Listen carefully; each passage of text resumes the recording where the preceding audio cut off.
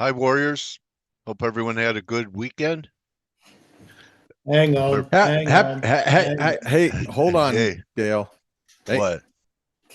happy Oh, birthday to you. Happy birthday to you. Happy birthday, dear coach. Happy birthday to you. Gosh, that must have sounded horrible. Happy birthday, Dale. Oh, thanks very much. I got a crew cut for my Oh, birthday. No, look at that. I joined a new band called the Crew Cuts. So, I like it. anyway, thank you very much, everybody. So, um, I call it bonus time. So let's make the most out of it. Appreciate the vocals, everybody. We needed, I think, Leandro to Yeah, back us up a little bit. Anyway, That'd have been nice. hi Ingmar and Mike. And Mike Berman's here. He's our new guest we have today. He's staying up late in Australia. AJ, Bran, Kman, how are you? Bran, Steve, Ingmar, Mandy, thank you. Thank you, Amira. Rick, welcome. Yes, too early for a cocktail. Maybe later. Okay, let's go to work. The market's kind of in a place where I feel like it's too early to buy the dollar, and we've had quite a move. So, uh, is it right to launch new shorts? I don't know. So I don't have a problem saying I don't know, and I was wrong. My bias is that there's still more left to the upside, unless the euro starts cracking 113. And the yen, I guess, was due for a pop after this kind of decline. So doesn't mean that this is a bottom in the yen, especially since you start having things like the 10-year coming off, behaving better, and even the bonds kind of look like a false breakdown here that we had under 83. I know that Greg has a count that would retest or even take out the low, but I know he's looking for some lows here. So let's go to the guys that really know and see if they're, you know, like me or have some more conviction. Start off with Ryan. Good morning, buddy. good morning, sir. Do you want to start off with Euro? What do you do? Say you have fresh money. You're flat. You're looking at this chart. Uh, what does your trader intuition tell you to do right in here? It tells me to, like you said, just wait a little bit. I don't know if there's any value trading it in the middle here. It Yeah, might call this 113.50, maybe a little bit of a pivot area, but yeah, certainly down to your 113. You got your moving averages down there.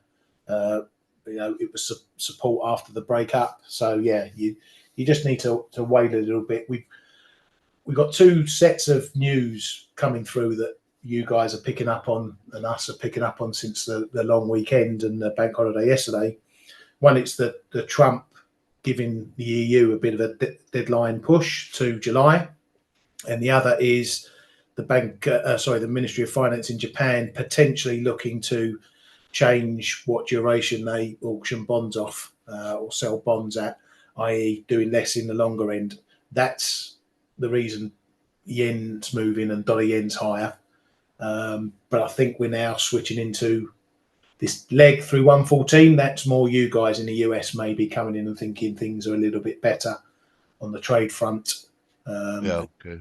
In the dollar a bit higher now. So there's two wins. But if you're trading dollar yen, you got to be careful. It's blowing through all the levels just on the back of this Japan stuff. And if we're going to see a bit of a US risk on today, I said this morning on the Flow Show, we might even see 145 later today. Okay, so maybe the best trade might be if you're not long, maybe wait for retracements to sell into, or you have more of a longer term bullish bias here. No, I'm still longer term. I'm still a bit bearish. but it's been bearish for the last 2 weeks, and then you get to 3 fat candles like that, and it's rallied 200-300 pips, and all of a sudden it's a light switch moment, and it doesn't look as bearish, which is what this market's like at the moment. You 1 minute you think, I'm going to sell rallies, and now you think, well, do I want to do that now, or do I want to buy the dips for the moment? So you can't marry any sort of short-term trade at the moment. You just got to go with the flow. Okay. I would say that this is not such a great sign for the dollar on the 4-hour, no divergence here before we had this little bounce. But you always have to draw a line in the sand. So I mean, if you're bearish the dollar, I wouldn't be bearish. I'd have stops over 99.5, especially if you sold some up here. So that means you'd be giving up a point from the best out of being a short. But if you want to stay short, action over 99.5, because the other option is this was part of a bear market rally, and then this is a B, and then we could have a C, something like this before we head down again. That could take it up to, if equality would take it above this high. Anyone feel that way?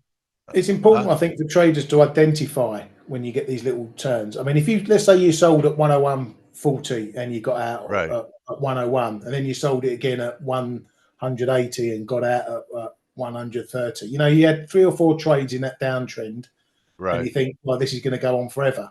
And then you short, and then you get knocked out for 20 pips. Then you try again, and you get knocked out for another 20 pips. Yeah. And all of a sudden, you're bleeding back money. So if I was trading that chart right now, your 99.50 is where I would look. I wouldn't touch it here. Okay, right. I'll be waiting for that level just to see if it's going to do something. It has to break that level. If it can't break that level, then you've got confidence to keep shorting it. Yeah, and if you look left at 99.5, that was a big support level here. Then we rallied back to it and got rejected. So write it down. If you trade Dixie 99.5, big area. Why don't we move over to Kman? Good morning, Kman. Good morning, Dale. So I know you trade Aussie a lot. When we had finally had a breakout, I thought I wasn't expecting this. It's almost like we're negating the breakout. What do you do here? Well, as usual, I trade along a core long, and for as long as we hold that 64, 63.90-ish, which held pretty well. And for as long as that doesn't go, I'm going to keep it, perhaps add a little bit if we get close, and then just trade it. But we have seen, and that's obviously helped by this move by the Japanese government, a bit of the bonds coming back in other countries, barring really the dollar.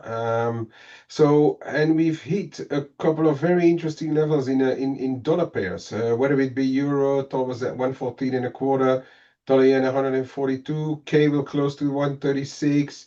And you name it. And the Aussie as well, it's got a level there at 65 the figure, briefly above, couldn't hold. We need to be perhaps at the start of this week, shortened week, be a little careful because we're end of month as well. Tomorrow we have the RBNZ.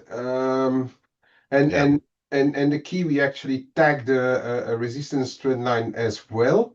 So I would not rule out a bit of more corrective activity in the dollar before we pick the downside again. My overall bias still the same, still more.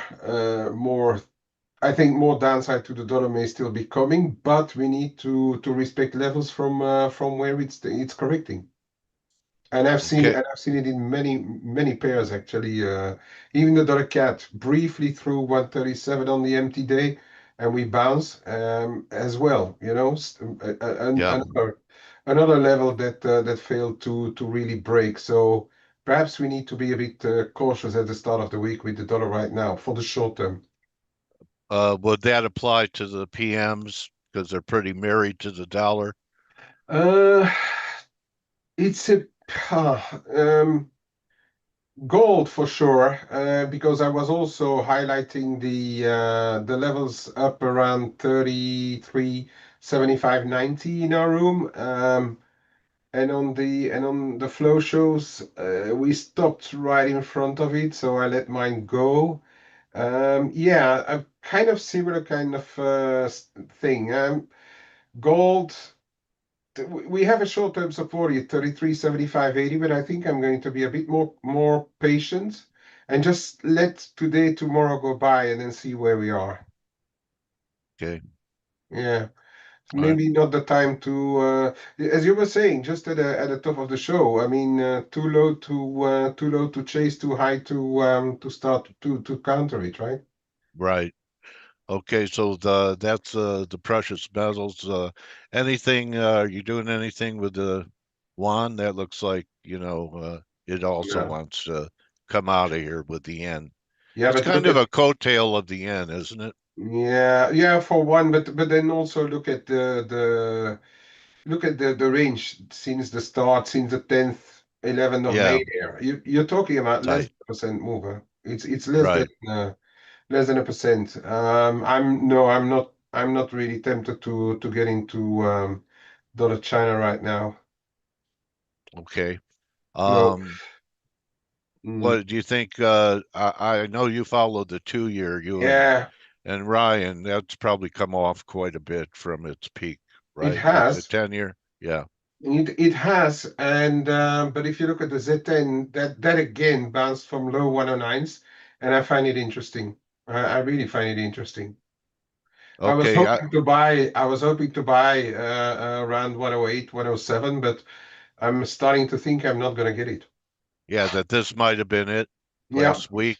yeah. Actually, the downgrade put in a low. That'd be pretty classic, Mm, right? The yeah. Moody's downgrade. Um, okay. Let's bring Blake into the picture here. Good morning, Blake. Thanks Good morning, for birthday boy. yeah. Thanks, bro. So risk, God, tariffs, no tariffs. I mean, that was the quickest turnaround with Europe. That was his quickest. They start Monday and then delayed again. Uh, this market's kind of resilient. I'm trying to short in Nasdaq because it's weaker than S&Ps. I'm not risking a lot, 100 Nasdaq points, but it sure isn't giving up much. This wasn't No. much of a sell-off, so maybe we get A, B, C. Could that still happen here? Or are they just gonna have blowout Nvidia earnings tomorrow and take the market higher? That Well, seems. I think you brought it up. I think you hit the nail on the head. I'm sorry, it's been up since pretty early this morning. Yeah, Nvidia earnings are going to matter this week, of course. Yeah. Everybody's looking at. There's actually Salesforce.com's got earnings. There's a few big names, but Dale, I think the market really is understanding that the Trump bark is a Yeah. lot bigger than its bite, and Yeah. the Trump administration doesn't have the the stomach to go into an all-out trade war. I mean, they put on a great show. Liberation Day Yeah. was pretty scary. They had their big poster boards of, putting on tariffs on company or countries that, that have, that export very little and big numbers and scared the hell out of everybody. But I think the market's really come to the realization that it's like, when push comes to shove, they're not going to do much. And I think it speaks well in the recovery of equities. That doesn't mean the damage hasn't been done, but I think this is just par for the course. Like, you know, if you were expecting this all out, we're going to get a big reset. It's just not going to happen. And so that's going to be the bigger issue is going to be as we try to pass the reconciliation bill, then you have all this fiscal spending and then the debts increase, and that's the bigger issue I think for the market right now. So and that's maybe the hesitation and why stocks aren't hitting all-time highs, but the news, like that we got over the weekend is just another, feather in the cap for bulls. They're like, hey, let's not worry about the trade war. It's not going to be that big of a deal. Yeah, in fact, they brought it back a ton. So the market's already calling his bluff. I think weren't we down 90, and then we only finished about 30 lower Friday. Yeah, I mean, so the market's already fading his barks right. before he even made the announcement that he was going to retract it or delay it. So you're right. The market's starting, instead of being panicky and just liquidating, they're fading it now. Yeah, and so I think the bigger issue, Dale, is going to be, like I said, the reconciliation bill. And I think when people go, holy crap, the US is just not going to stop spending. And then, people are going to really start looking at our balance sheet and yields and go, I mean, US is always going to be able to repay its debts because we're just going to continue to print more. But, at what point does the market really start to freak out? When do we have that? I know it's a very overused term right now, but when does the US have the Liz Truss moment? And I think that's becoming more and more of a reality. And that's the bigger risk, in my opinion, than the trade war or the tariff war itself. Because we have been proved really over the last couple months that the Trump administration does not have the appetite for it. They just don't. I mean, bottom line. I mean, that's market freaks out, they freak out even more. That's it. All said and done. But then we also have to take a look at economic data, and if we can skirt a recession, then great. But if the hard data starts to come in weaker, then we got a bigger problem, I think, overall. But yeah, I mean, look, I got some short risk trades going on. The S&P's very resilient. It's as annoying as it is. We happen to get it at the very top of this wedge, but man, it sure is frustrating right now. But we have some data that's coming out this week. We have durable goods orders that are coming out this morning. That might be a market mover in the next 13 minutes or so. But I wanted to point out, and I wanted to talk a little bit about this regarding the FX world. The euro, continues to skirt up the side of this channel, or the previous channel, and you can see how we're just kind of nudging into the 618. We're just knocking our head up against there. But my focus has really shifted, and I told everybody in the Forex Analytix community. If you guys are not in the Forex Analytix community, by the way, this is your last week of the liberation offer. It is disappearing this week, just so you guys know. It's gone.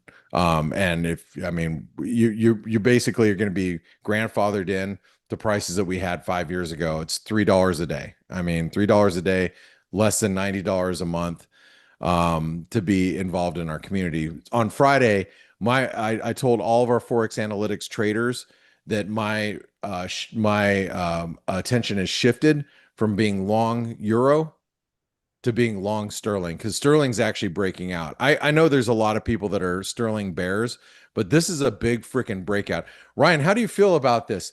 Being on top of the world, the sterling being the new reserve currency of the world. How do you feel about that right now? Oh, about bloody time. Yeah, I mean, come on. It's been when did you guys get dethroned? I mean, back when Soros killed you guys. I mean, we've never been dethroned. People have tried, and we're still here. We're still here. We've still got a cable under the sea from us to you guys in the US. Well, I think this is a pretty massive breakout, and I'm not ignoring that we could just do one of these where we could just hit new highs and then slump again, and it might just be more of a long-term range. But I can't deny the fact that sterling is breaking out, and despite everybody being so utterly bearish sterling, it still looks good. So how do you feel about sterling right here? Toppy. Toppy? Come on, man. No, seriously. I mean, we're breaking out. You're going to say when we have a breakout, we're at highest levels that we haven't seen in. Wait, let me go back. Since 2022, you're going to say it's toppy, and we're breaking out. Highest levels we've been in 3 years. No, I'm never a perma bear on the US like some people are. You Over mean here, we on hate sterling? our own currency. A lot of people Yeah. hate But our own guys, currency. Blake, look at Euro Pound, and there's a lot of Yeah, divergence down here right now. Sure. Because that's I the put a other little thing. piece on last night, just to probe it. If you look at shorter term stuff, you'll see it. And it almost looks like the yen on its way down before the pop. If you look at that and then look at US dollar yen, it was almost the same. So okay, so Dale, you're fading sterling strength out here when it is, as I just pointed out to Ryan, we're at highs we haven't seen since 2022. You do think it's going to fail up here. Ryan called it toppy. Well, what the hell does Kman have to say? Come on, K. Come on, support me, baby. I've been long sterling for months.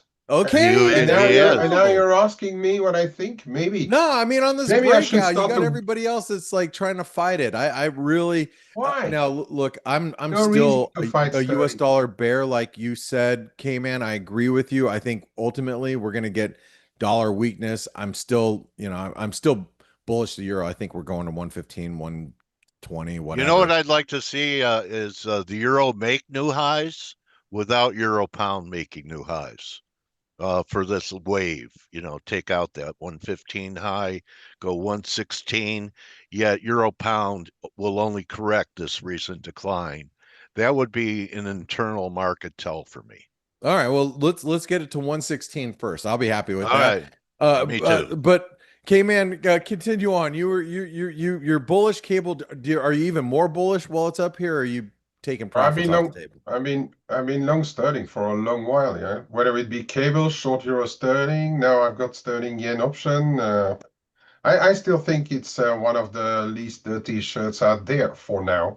And then, yeah, we will see. Once risk turns, if it would turn for the worst, then perhaps the sterling is going to be coming under a bit of pressure. And as time evolves over the summer, we will have to see as well what comes out of those talks that we have with the EU, and also see how stressed out the chancellor will be, Reeves, about not having enough money to having to borrow more money and not having enough to put against it. So perhaps over the summer or late summer could be changing. But for now, I still think it's one of the least dirty shirts, man. You Could it know, and be? K-Man, I knew what you were going to Check. say because we had this conversation on Friday, just before the market closed for the long weekend. And you and I were talking about it in the Forex Analytix chat room. If you guys aren't in the chat room, this is the trades room. If you want to know when, Ryan's buying or selling, K-Man's buying or selling, I'm buying or selling, whatever, you can see open positions that we've got going on. But, what we're buying and selling here. But in the general chat room on Friday, K-Man, you and I were talking about, look, there's few countries that are actually friendly with the US right now. And one of them happens to be the UK. I mean, whether you like the trade deal or not, whether you think it's better for the US or better for the UK, doesn't really matter. We're not on I say we. The UK is not on the US's shit list right now. As Unlike well. everybody else. So that's something to really consider as we are, navigating through this lack of appetite that the US has, trade war that we're discussing. Still, the UK and US are on good terms. I mean, you saw, I mean, they basically did, a FaceTime kiss in the official press conference between the UK and the US. I mean, it was pretty gross. Do you think But there's a new factor of risk coming in with the intensification, escalation of the war in Ukraine, and Germany saying that Ukraine could use their longer distance missiles to strike Mm. deeper into Russia? It's for And sure not a good. It's for sure not good news. That's a fact. and that has happened. So I mean, you Yeah. wonder if that's casting a pall on euro. People feel you're better off. You guys have a channel that separates you from Europe, and we have an ocean. Mm. So, sometimes people look at that as, when they think about, flight to safety in currencies. That is true, and I think it's one of the reasons why euro dollar is not yet at 120. Okay. Because Just I mean, wanted to put it out there. the people are always looking at what's happening just east of Europe, and that's what likely is holding back euro to a certain extent as well. Perhaps euro sterling is one of those things. Although UK is also um, pretty active in Ukraine. But Yeah. it's something. You know what we talked about the global Alzheimer in markets. Markets tend to forget at least short term Yeah. pretty quickly. Yeah. So it's not it's not on the on money's top of the mind right now. But well, I think it still should be. But yeah, I think it's one of the reasons that euro is not yet outperforming any of the other currencies, really. Yeah, Okay. and you say we that the market has Alzheimer's, and I think it has this extreme case of ADHD, but I think it's a little bit of everything. That you're right, the market tends to forget about things pretty quickly. Hey, real quick, gold. Last week we were looking at this inverted head and shoulder pattern to hit the triangle resistance. It's exactly what happened. Actually, we hit triangle resistance, and we have support that doesn't come down for quite a while. But a lot of people are trying to call a top here in gold, like a long-term top. I just think this is a long-term consolidation at the highs. Coach, how do you feel about gold here before we get into this data that's going to get released? I mean, how do you feel about the gold market? If you're bullish of the stock market, and we're going to have a melt up, I think that it's going to funnel some money away from gold. So I think it all Right. gold has to do with risk now, Okay. in U.S. So it's a risk So on. risk Okay, go on ahead. stocks, and that would take gold down. I still think 2,800 in the next few months. All right. Well, speaking of which, I'm going to put the S&P right here. I got the dollar index right in the middle. I got yields that you got some fixed incomes coming off just a little bit after its recent recovery. I'm going to go over to ForexAnalytix, pull up the data flash because we have data coming out in just a few minutes. I'm going to put that over off to the side. Ryan, before we get into this data, what are you looking at today? What are you looking to trade today?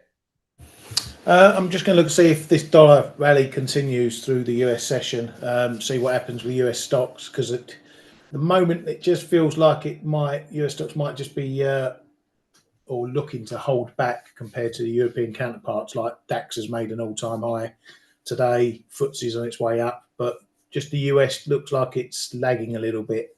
So maybe Europe's over the hump, but the US isn't yet. Yeah, it's definitely still diversifying away from the US. I mean, you're right. Look at DAX, that divergence, Blake, from the oh, last top. it's huge, but think about what it's going to look like when we reach the 127% extension, which we've been looking since last week to get up there. We get all the way up there, it's still going to be divergent and it's still going to look ugly. But I wouldn't want to step in front of it right now, right? I mean, I'd like to see how it reacts up here and what relative strength looks like when we get there. So you're right. Kman, we got just a minute. What are you looking to trade today? Just I've added cable this morning again, and just trading again out, mate. Yeah, and that's it for the rest. And the first day of this week, I'm going to be a little cautious on stuff. I still got my base, Aussie long and things like that. Yeah. All right. Well, we got some of this some of this hard data, durable goods coming out, and remember, U.S. people have been looking for data to roll over, and it really hasn't. So it'll be out in just a couple of minutes here, or just a couple of seconds. Excuse me, I just said a couple of minutes. Steve is here, but Steve, I'll look forward to catching up with you on the morning edge, which starts in 45 minutes from now. Good to see you, buddy. Good to be here as always. Yeah. and the data is going to be coming out right now. Here it comes. Let's see. Good. Not as bad as expected. We had a big swing up last month, and we've had a fairly big swing down, minus 6.3% in the headline.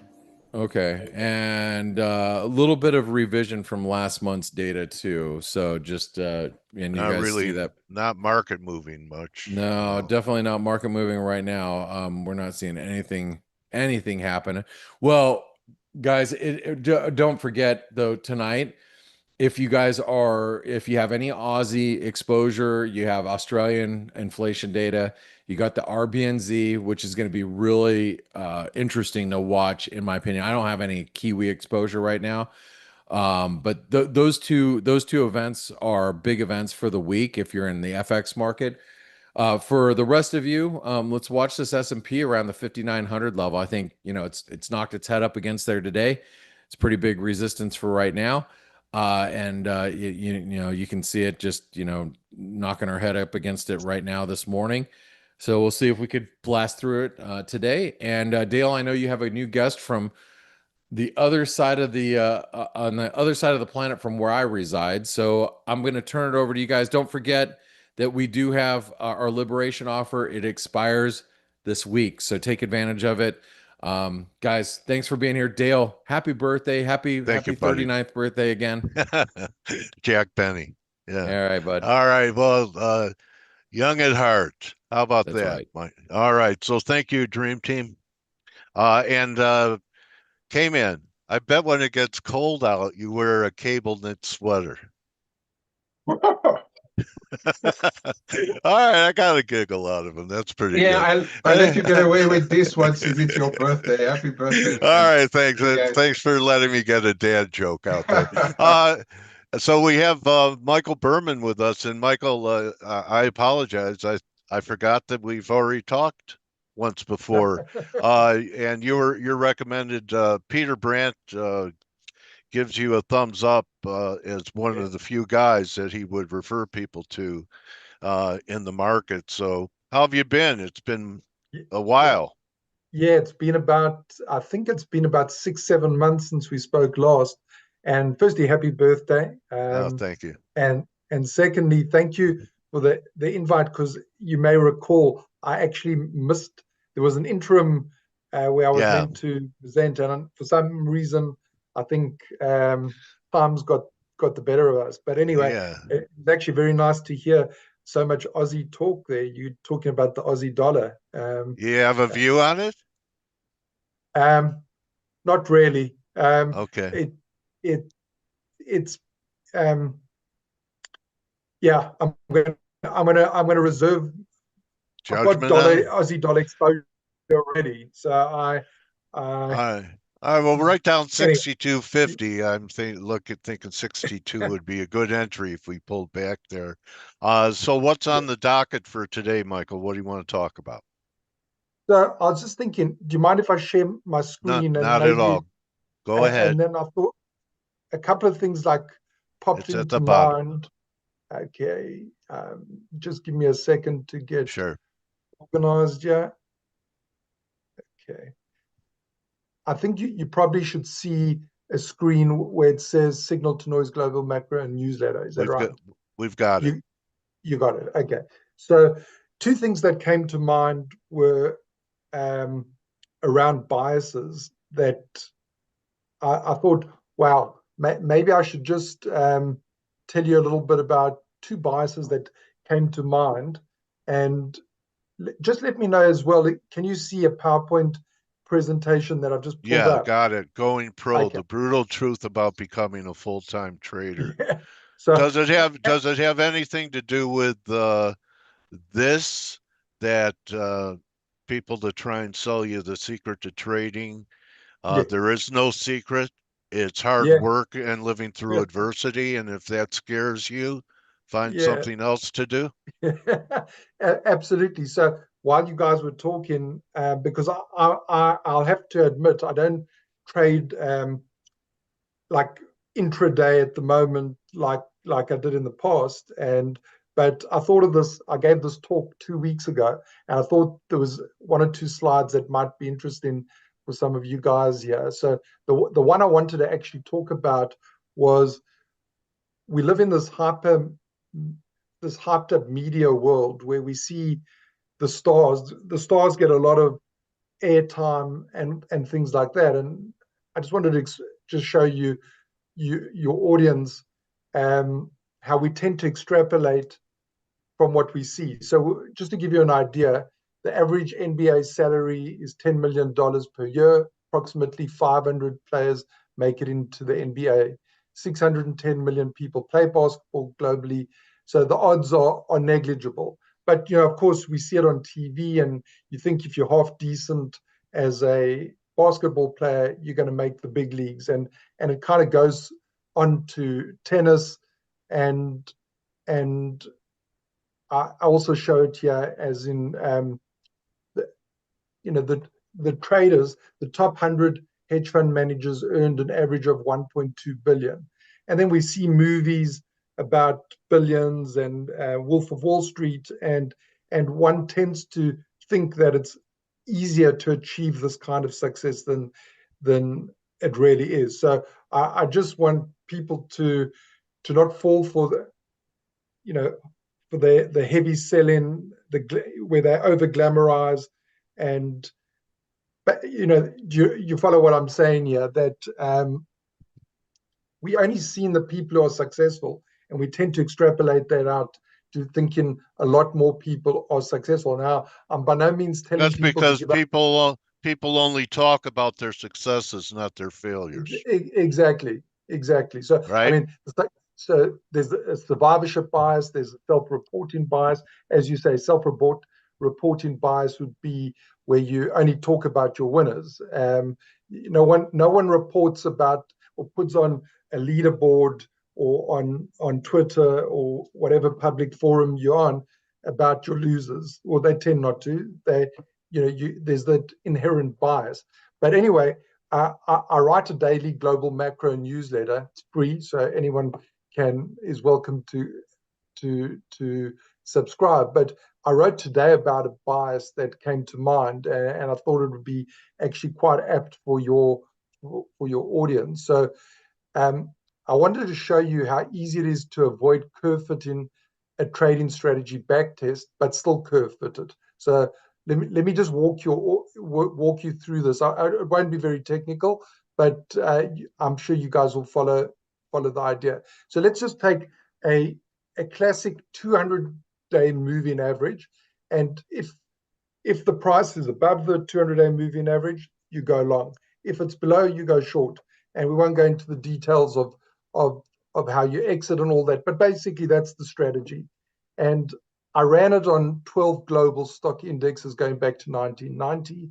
And sorry, this is right, yeah. And oopsie, this is the equity curve that came out. So this is a long track record. This is 35 years of back testing, and while it's positive, it's pretty dismal. I mean, it's 1.2% annual return, so nothing too fancy. But this is something that I noticed so many people. Now, I don't know how many people in your audience are let's say, systematic traders, but let's assume there's a fair amount. What people tend to do is they will go through the list. Here's the 12, and they see all the different results. So you can see S&P 500, the Nasdaq, those were winners. The DAX was a winner, and so was this was the Swiss index. Okay, and the natural incline. What people tend to do is that they say, okay, well, I'm going to trade these 4, the green ones. Those are the ones that I'm going to trade. What you're doing there is you are applying a bias. It's a hindsight bias, and that's not the way to go about a systematic backtesting strategy. So yeah, you see you're fooling yourself, and I see it over and over again. People tend to spend their whole day back testing, and then they look for the ones that produce good results, and they say, okay, that's my strategy now. you need a more robust approach to that than just that. That I'm not going to go into the whole ins and outs of that, because that's a big subject, and I guess could take a bit of time. But I thought what I'd like to show you, I've got, it's called research.signal-to-noise.news, and basically it's also free, this, and everything that I'm thinking and researching and doing, I put on this.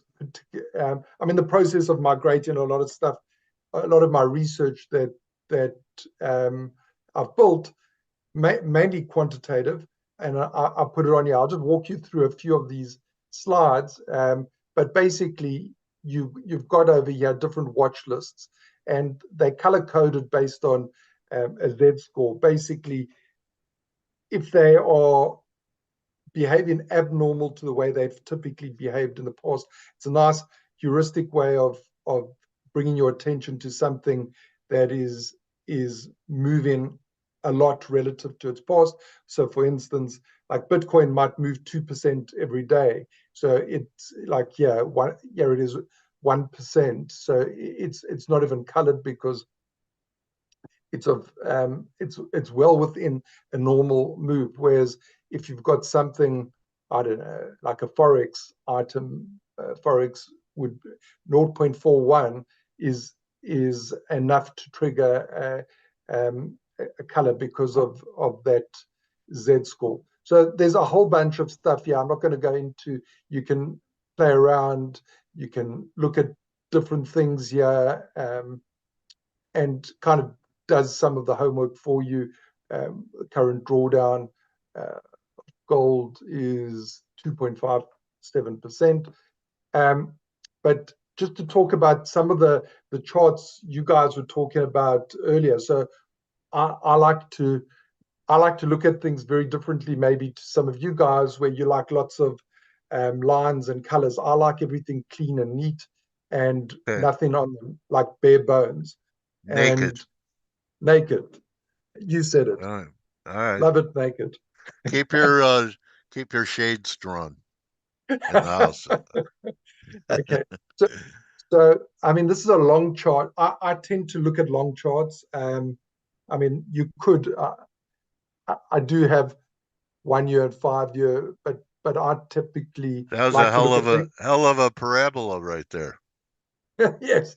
So it's exactly right. And so we've had an incredible run.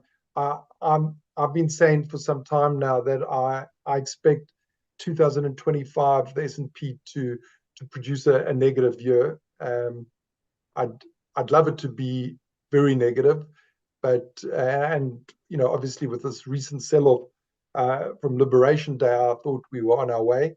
But who knows? We could still make one more high.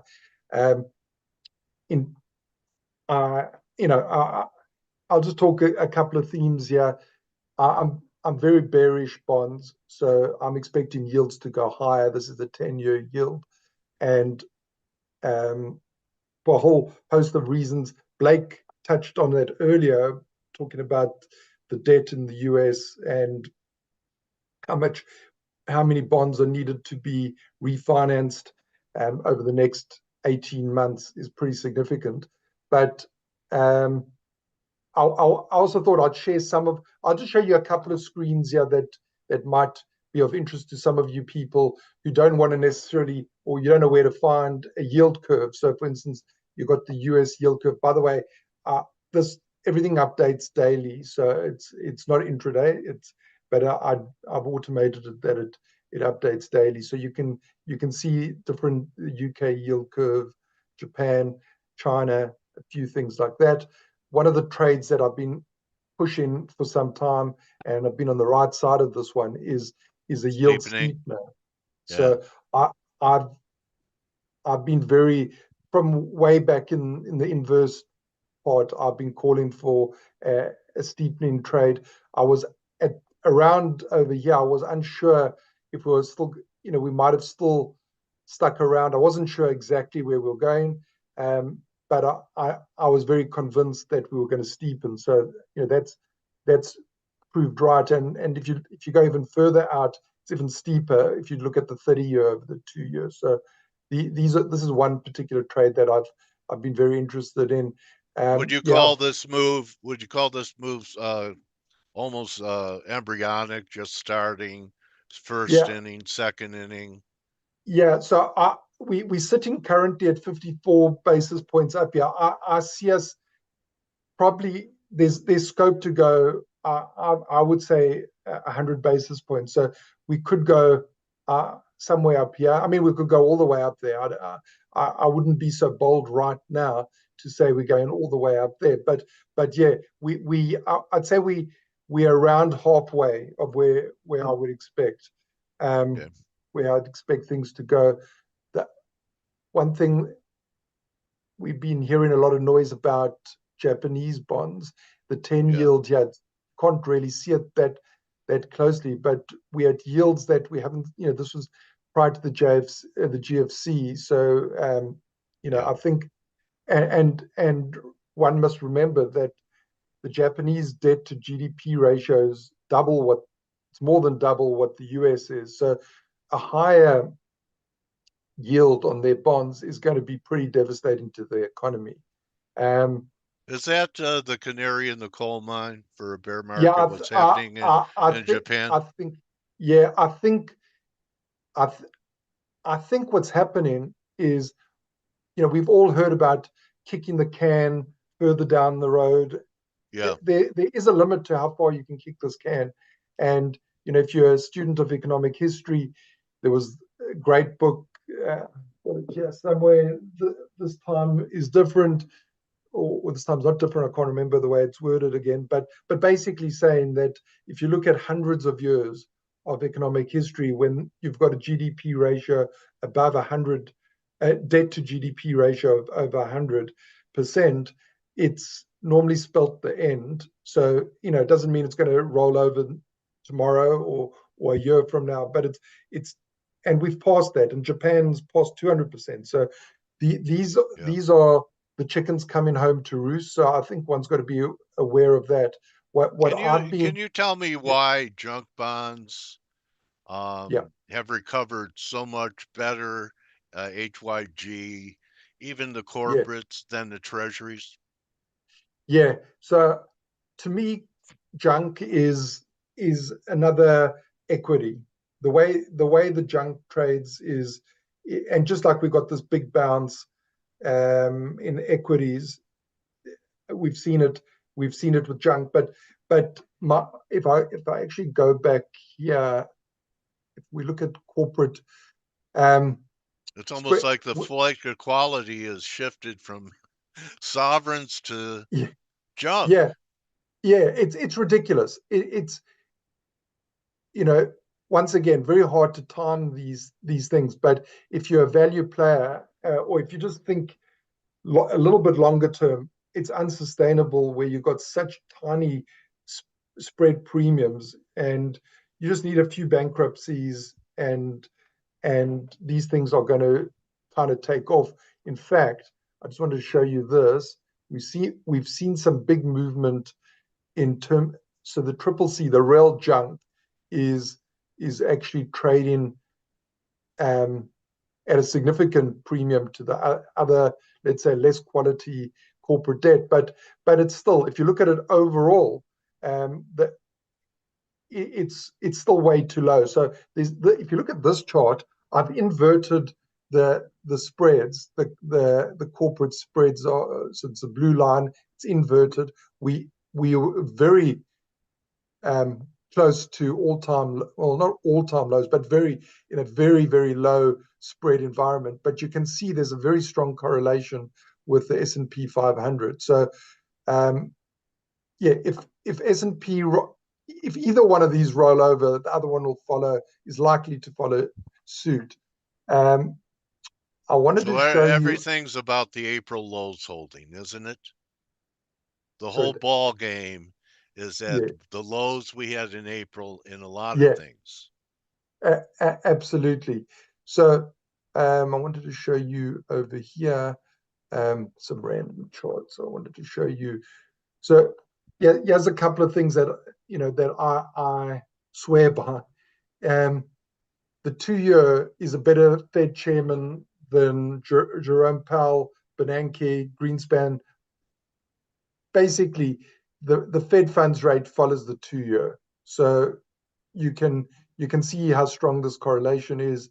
And I've got it here that the Fed's slightly behind the curve in terms of where the bond market is. The 2-year bond market doesn't mean I think that the Fed should be cutting any further. It just implies, this is what it implies, that the Fed is likely to cut further.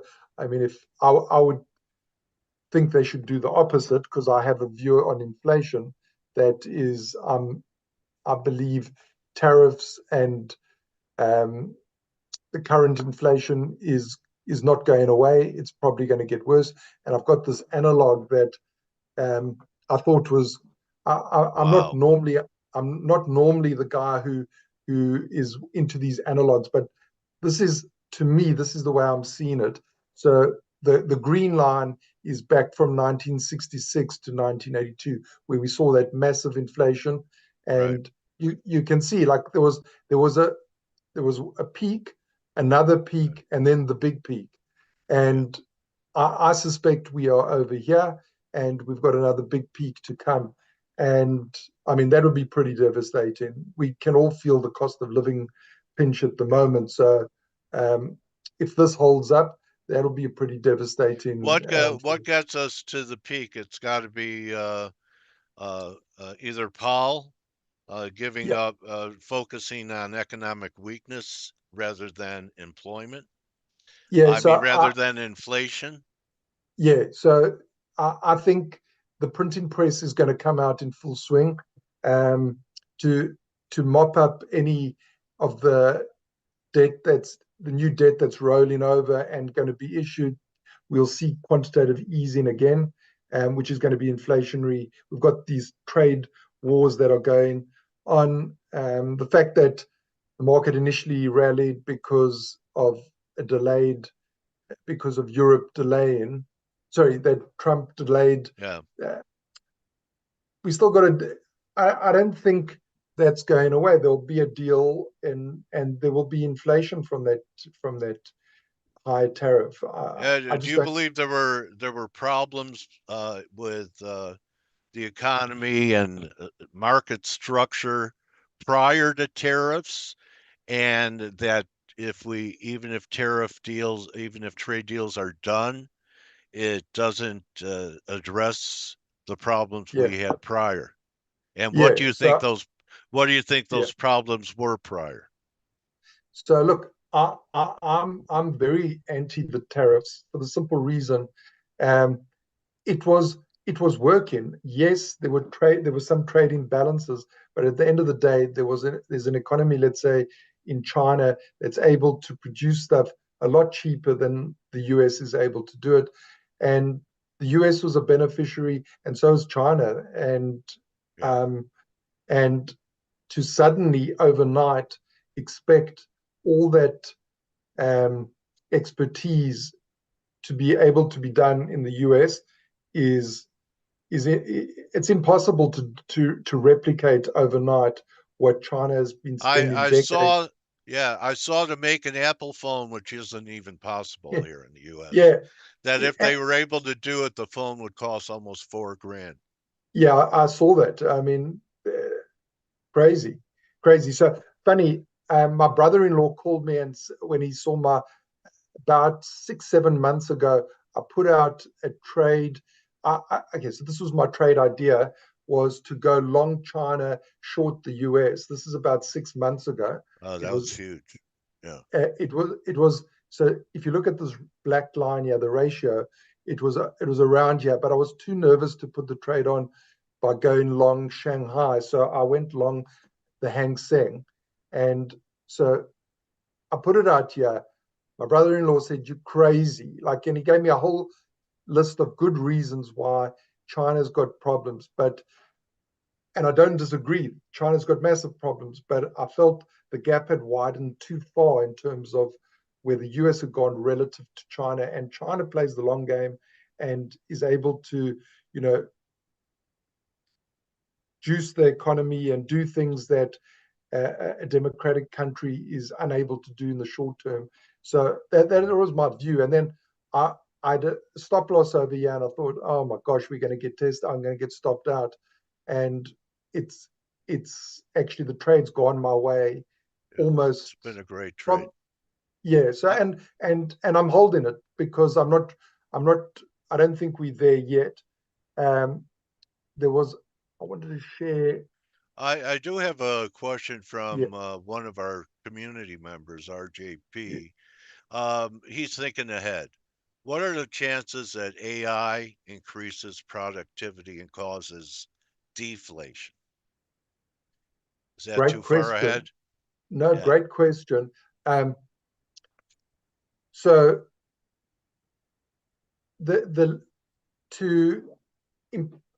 to support the market where we are right now, where are we here? In fact, here's maybe a great segue into this particular chart.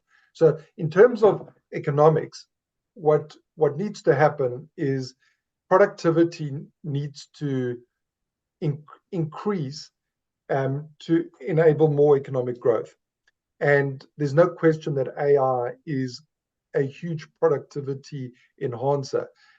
It's also the flip side of that is that it's going to probably lead to a lot of unemployment.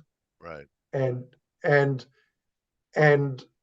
so obviously with unemployment, there will be less demand, and there's a good chance that we'll get some deflation. So yeah, short answer is I think deflation's definitely potential. We're not there yet, and there's still too many other factors. That's about a few years out Yeah, before we really start thinking about it. It's really interesting, and without going too far down this particular tangent, Keynes spoke in the 40s about he saw a world where we would only work, I think, 20 hours a week maximum. No, was it less than that? I'm trying to, maybe even less, about 15 hours a week. And because of the productivity, that things would enhance and the standard of living would grow so well, was that we'd have so much more leisure time. The opposite has happened. I think we all work a lot more. So I'm not sure what, it's a deep question, that what happens with unemployment, or we able to, is there so much productivity that all right, let me get a little more short term. Let me get a little more short term and we'll wrap it. Any geo risk keep you up at night as kind of a exogenous event that could throw your trades into big moves? I would say that we've never been this. I mean, geopolitically, the tensions are. There are a number of major wars taking place as we speak, and I'm talking physical wars, and then you've got the big trade wars. And when two superpowers like China and the US are facing off like they have been, the market is priced to perfection. I think there's every possibility that things could escalate further. Iran's a threat. There's a lot of things that are boiling over. I also think socioeconomically, the haves and the have-nots, there could be more instability. So I think one's got to keep your wits about you. I think a market priced to perfection is dangerous, and then be very short term and also be very long term at the same. So small risks for the short term, and give yourself a wide berth on the long term. Return of capital rather return on capital in this environment, and if people are on this still on this call, if there's one message I like to give out to people who are new, and even if you're not so new in the game, is that keep your expectations realistic. I co-founded a fintech company. We were an analytics company. We had 100,000 trading accounts. connected to our platform. So I've seen a lot of trading accounts, a lot of performance. I've incubated over 200 traders, and everyone's got these big expectations. And the minute you play for that big stuff, you're likely to blow up. And if you can stay in the game, you've got a chance, and rather lower expectations and stay in the game. Be a grinder. Yeah. Grind it out. That's what all the big guys do. They grind You'll it never out. know how good you are. You'll never know how good you are if you blow up and you give it up, and that's a regret. Yeah. Michael Berman, great to talk to you again. How do people keep in touch with you, Michael? Go to your website. Yeah, Could the also best would be to go to the website signaltonoise.news, and I'll respond to you can also go on the Twitter, the X account is. I'm not that active on X, but yeah, feel free to reach out. I'll email you back, no problem. All right. It looks like you're really getting in shape on that bottom picture down there. You're really ripped. You see it? Am I still sharing the screen? I wish that was me. Anyway, there it is. There's Michael after the close. Yeah, So, there you go. all right, Thank you. man. So great talking to you, Michael. Well, let's get back together in the summer. See how things are Lovely. going. Enjoy your birthday. All right. Thank you. Thank you. Remember, everyone, don't just count your testing, your back testing, count your blessings. Appreciate the happy birthday wishes. It's all bonus time now, bro. So thank you, everyone. See it for today was Turnaround Tuesday. Uh, anyway, I'll figure out what day of the week it is later. And have a great day trading. Adios. See you, Glenn. Michael was great. Nuno, thank you. Adios, everyone. Thanks, Mike.